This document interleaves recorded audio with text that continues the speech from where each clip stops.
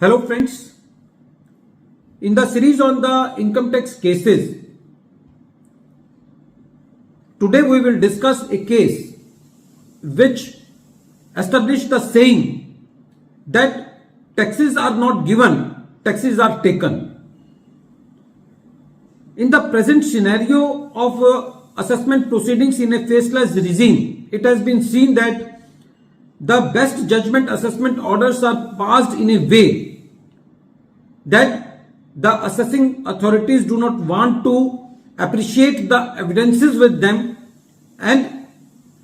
in a case where they find that the assessee is non-responsive to the notices for any of the reason, they just makes the additions in an arbitrary manner and do not take any heed to verify whatever the details are available with them on record. The purpose of the scrutiny is not to make the arbitrary additions. The purpose of the scrutiny is to calculate the true amount of income of the assessee and the exact amount of tax payable by the assessee. This issue has been taken by ITAT Panaji bench in the case of Meda Kishor, RAGHURAMY, REDDY versus Assistant Commissioner of Income Tax, and this case has been reported in 113 ITR Tribunal at page number 258, and the date of the judgment is 28th February 2024. The present case relates to the assessment year 14-15. The case of the assessee was selected for scrutiny and various notices were issued to the assessee under section 142 subsection 1, and the show cause notice was issued to the assessee, but the assessee was not able, or the assessee did not respond to any of the notices issued by the learned assessing officer. The assessing officer found that in the balance sheet of the assessee there were sundry creditors of rupees 6.22 crore, and the assessing officer made the whole amount of the sundry creditors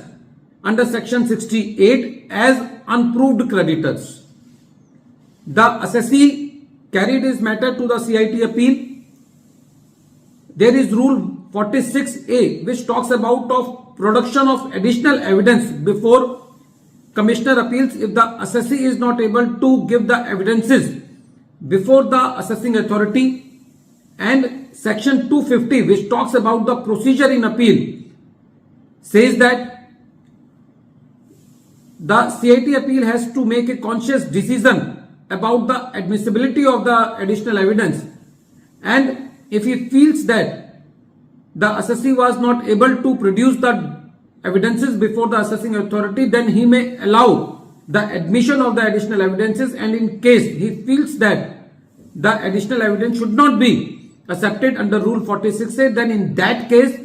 it is the duty of the CIT appeal to pass a speaking order. But in the present case, when the assessee made the application under rule 46A for the admission of the additional evidence, the CIT appeal did not accept the additional evidence nor passed a speaking order for not accepting the additional evidence, and the order of the assessing officer was upheld. When this matter came to the tribunal said that in the present case the CIT appeal didn't follow the procedure which is laid down in rule 46A nor passed a speaking order for rejecting the additional evidences. The tribunal said that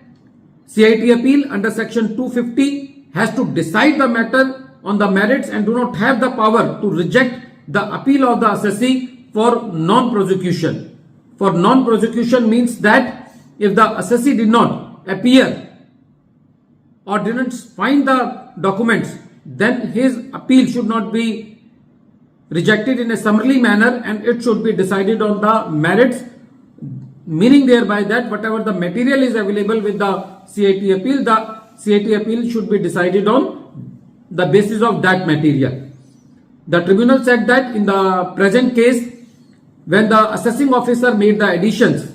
of the sundry creditors, then in that list of sundry creditors there were some creditors which were very renowned creditors and the assessing officer should have made the inquiries under section 131 and section 133 subsection 6 for verifying those creditors.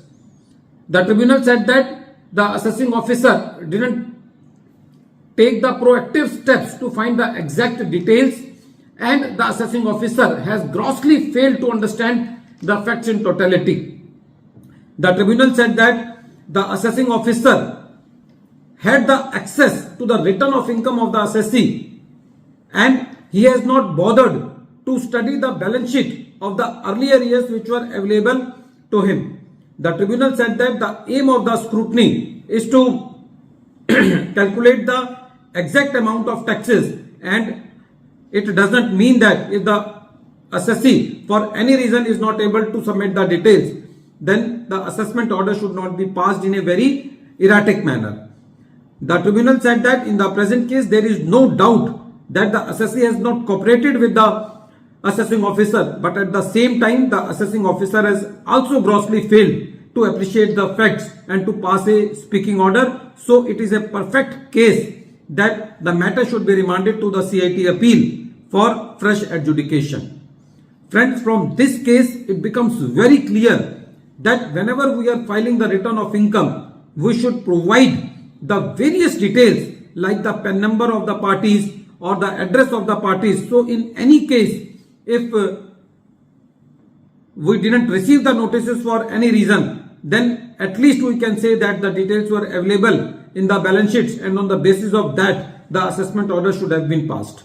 At the end of this video, once again I am repeating the name of the case. The name of the case is Meda Raja Kishor RAGHURAMY Reddy versus Assistant Commissioner of Income Tax, and this case has been reported in 113 ITR Tribunal at page number 258, and the matter has been decided by Panaji bench. The date of the judgment is 28 February 2024. Thank you, friends.